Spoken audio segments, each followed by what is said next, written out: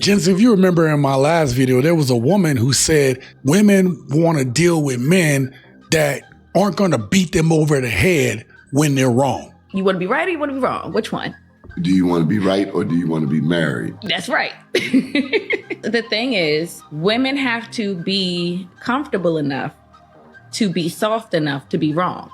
You understand what I'm saying? Like, we need a whole lot of comfort to say, you know what, it's safe to be wrong here. I mean, it doesn't make sense. Think about it. How much safety does this woman need? She needs to know that you're not going to throw it in my face later, that you're not going to make me feel like I'm stupid, that you're going to lead with a teachable, like this is a teachable moment as opposed to I told you so moment. So I want you to keep that in mind, gents, because I came across another clip that shows exactly what this woman was talking about. Lauren, what's going on? What the hell you doing over another dude's house anyway? Okay, but why you over your ex-boyfriend's house? I had to call you because he put his hands on me. You put your hands on? What are you doing? You married. What are you doing? I know, but I just came over because he said he wanted to just work on like writing a script or something, and you know I like creative things. Writing a script, but he ended up beating you up. Why the hell you got a black eye? Who the fuck?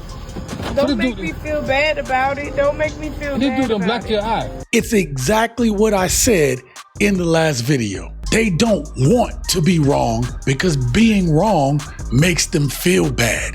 Their feelings run them. She was getting ready to cheat with her ex. And then now when he say he just talking to her, he didn't really harshly chastise her. He just asked her, what are you doing? What kind of decisions are you making? And this woman said, you gonna make me feel bad. God damn it! You can't make this shit up! See, this is why I always talk about men standing on business, standing on principle, standing on your purpose. Because we got a lot of people nowadays giving some absolutely terrible advice. I've come to realize my dad would not last in the dating pool. Luckily, he's been married to my mom for 25 years or whatever, 24, 23, some shit like that. He would not last a single day in a dating pool in today's age. He said, bro, you want to get a girl, what you got to do is you got to buy them some dinner, pay them some dinner, you know, take them out, give them flowers and shit for the first date. She going to be obsessed with you. And I'm like, what you do the second day? He like, you buy them food again. You take them out to a nice restaurant again, give them flowers again. And you do that for about a week straight. She going to be obsessed with you. And I'm like, boy, you go be in her phone named free meal. Nigga, you are free hibachi for that bitch.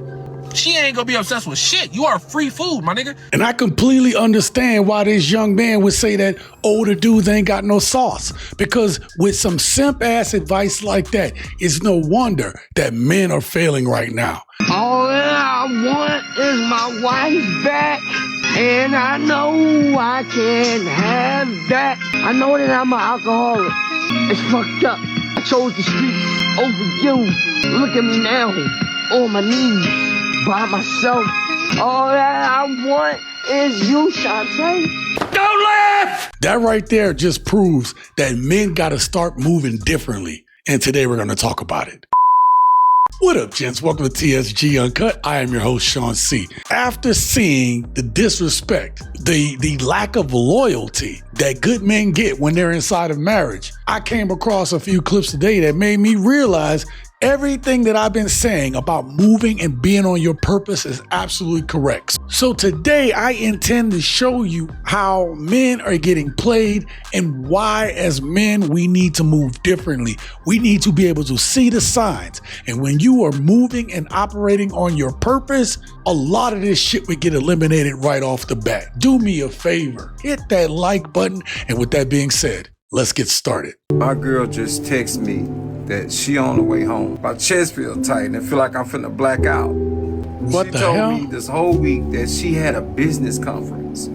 Okay. A work trip. Yep. Networking, meetings. Kissed me at the door like, baby, I'ma miss you. Bro, my stomach dropped. It was her. Same hair, same tattoo on her shoulder, with a dress, flowers on the beach, holding hands with some dude I never even seen before. Kissing, laughing. And the caption say, congratulations to the newlyweds. Such a beautiful honeymoon. That's her just getting on the plane. Yo! I'm zooming in like I'm crazy. Like it maybe ain't even her. but it's her same bracelet that I bought up. Oh, man. Same necklace, everything. Right when I'm staring at the picture, my phone buzzed. It's her. What'd she tell you? Just landed, baby. On my way home. Half of her stuff still here. Half of it still here. Her shoes by the door, like she really thinks she finna come back. And here, like everything's supposed to be still normal. Yo, I don't know who place that is as her place, your place, okay? If it's her place, then you need to go, bro. I mean, you need to find somebody to go. And then this is why you don't put yourself in a situation where you ain't got nowhere to go, or in a situation where you can't leave. If something like this happened, you got to be able to do what you got to do. Now, if she left and it's your place, she didn't got married, seems to me you need to leave that shit outside so that her and her new husband can come and get that shit. Just like she didn't give you no explanation or reason, you don't owe her none. But you know what? Because when we get in our feelings, we want to make sense of the shit. Instead of making sense, real G's need to close that door and keep it pushing. So to all my men of caliber out there who are watching, my men who are ascending, this is what will happen to you. You'll meet an amazing woman. She's got her shit together. She's beautiful. She's 35. And you'll say, you know what? She's telling me she wants to have a family. She wants to have kids. She wants to have something serious. And you will introduce structure into the relationship, because structure is how you got far in life. You are a boss. But she will ignore all that structure. She will resist it. She'll want everything to be spontaneous. She'll push back. She'll be afraid. She won't accept your terms. She won't build for the future. She'll do everything that's the exact opposite, because she's living in fear. And that fear is running her and controlling her until she is expired. Listen, he's right about something, and we heard it here on this channel before, where women have said women avoid and run from men who got their shit together.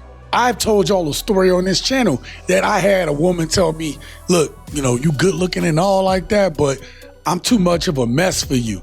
And what she was really saying, she actually did me a courtesy. What the one situation was really saying is that when I look at you, these standards I don't feel like I can meet. I feel like you're better than me. I feel like I don't want structure introduced to me. As much as I say I want to change on my own. I don't want structure put on me because I'm gonna feel restricted. I'm gonna feel enslaved. That's what it comes down to. These women want freedom, but they're not trying to get better. They're not trying to improve.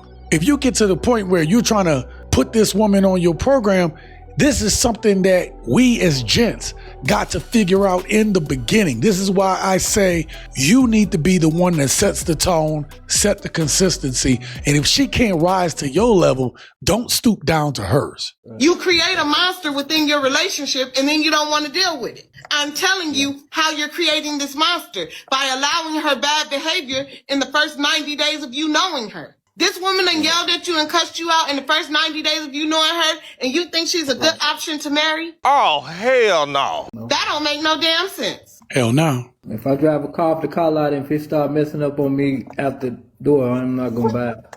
Exactly. And if it fuck up in 90 days, whether you got a warranty or not, I bet you still going to that dealer and saying, what the fuck? So why don't y'all do the same thing with these women that y'all investing money and time into? Right. You're right. This is absolutely correct. Absolutely correct. Whatever you establish in the beginning is what must continue. Do you understand what I'm saying? So I've always used the thing of flowers and candy. I don't do flowers and candy. Let me say that again. I'm not a consistent flowers and candy type person, okay? It might happen once a year. It might happen on Valentine's. But that is not something I do as a, hey, when I meet somebody, let me bring flowers and candy. You know why I don't do that shit? Because I can't sustain it.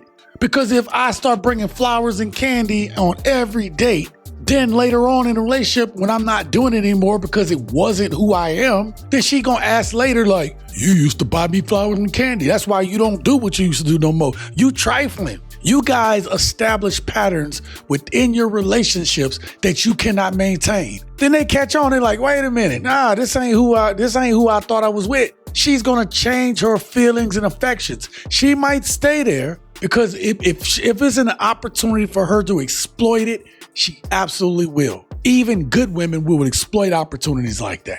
So this is why it is important for you as a man to be on your purpose. It is important for you as a man to understand as a leader, where are we going? How are we going to get there? And then be confident in the decisions that you make. In 90 days, you allow her to put you through a shit test and you still deal with it after 90 days? Yo, if you can't walk away after 90 days, something is wrong with you.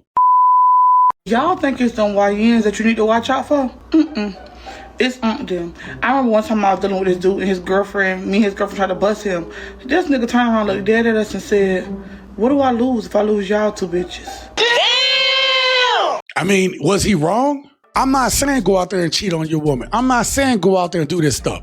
But he's absolutely correct. If you can only do that if you a man that got your shit together. You can only do that if you a man that are confident in what you're doing. You want to know the difference between you and Pookie, Ray Ray, Glocktavius, Fel Antonio, all them dudes? They have this mindset right here. If I lose y'all, right? Okay, you busted me. But if I lose you, what am I going to lose? I know this sounds crazy and I know it sounds harsh, ladies, but you don't know it's true. If I get any hint that you full of shit, I'm gone. I don't argue with you. To argue with a fool proves there are two. I don't get in debate with you. That's wasting my time. You can waste my money. You can't waste my time. I'm ruthless about my time. A relationship, whether it's a romantic relationship or a business relationship, here's a real answer to your question. A giver and a giver is exotic. A giver and a taker is neurotic. A taker and a taker is psychotic. A lot of relationships in our community are the last two, neurotic and psychotic. I like high-frequency relationships. I'm trying to go up market. That's a giver and a giver. That's who I'm married to. That's who I hang around. That's who I flow with. That's who I do business with. If I get any hint of toxicity, I'm gone. Tell me where he was wrong at. Tell me this ain't what I've already told you all. For the gents that have been here and heard me talk about me and my woman, I say that she's amazing, she's sweet, she does for me. She don't have to, but she does for me and I do for her. And before I'd even heard this video, I already knew that. How can you be with somebody and you giving, you buying her this, you doing that, and all she do is give you some panani? Yo, stop giving her your money and just go pay for some. Don't be scared of women who are at that next level. You can't talk to them if you ain't there too. But realize they gonna respect your game if it's tight. If you doing what you're supposed to do, they gonna respect it. They gonna see the man in you. And then if that woman who own business don't respect how you handle your business, then she ain't really about that business. She's about how it looks to be about business. Because you wanna be around people with the same winning mindset. This is what's holding some of y'all back. We talking about respect here. We talking about loyalty and respect. That's non-negotiable. Could you be with a masculine woman? Of course not. Why? You can't talk to me like I'm crazy. Touche. Because in my I'm the king. Can't be two kings. But then how could you date a woman that makes 200 billion? Name me a nation with two kings. I can't. You can't. So that's what I'm saying. But if it's 2 billion and you got 200 billion, that's I gotta respect you. So she's the queen. Yeah, but just because she makes more than me doesn't mean she's masculine. You guys are masculine right here. Now right here. Motherfucker, where you been? Who is that? That's what guys don't really like and respect. Just because you make more money don't make you masculine. Yeah. But if I marry a girl that's worth 200 billion, that's her okay, that's your shit. That's fair. But when we go to Bahamas, I got some too. Right. So and be soft. Exactly. And talk to me sweet with a nice tone. She gonna talk to me sweet. Period. So that's a learning lesson, ladies. We've said this before. Check your tone, mind your volume when you speak to a man, because he ain't gonna let you talk to him just any kind of way. Again, my woman make more money than me, and she'll be the first to tell you I default to my man. He's the man. I deal with my shit at work, but when we home, that's my dude. It's not disrespectful. That weight she gives to me. And then as a man, it is my responsibility to hold that weight and do what the hell I gotta do. But one thing that my woman know about me is that when it comes to business, when it comes to being motivated, when it comes to pushing, I keeps it pushing. Sometimes to the fault of the relationship. Sometimes I'm sure she gets annoyed with it, but she respect it. Because whenever I put my mind to something, what she's seen over the years is the type of man that I am. So when I put my mind on something, I'm learning. I'm making it happen. I'm working. I'm growing. I'm experimenting. I'm getting better. I'm always looking to improve. And I'm always following my purpose. And I realized, man, I ain't fixing these bras no more. A mentor of mine told me this, and man, I made more progress in a couple years than I did in a decade. He told me, you don't find ducks and teach them to fly, you find eagles and teach them to fly in formation. Say it again, man. You don't find ducks and teach them to fly, you find eagles and teach them to fly in formation. In my whole life, I was taking ducks, putting wigs on pigs, and trying to teach them to fly. And it was so hard, but guess what? Why do we go for the duck? Because it's easy to find ducks. It's harder to find an eagle because you got to be flying at that altitude. So I would tell dudes, work on yourself, fly at that altitude, and then catch an eagle, because it's going to be longer lasting, and you're going to be able to go farther with that than a duck, because a duck got a limit.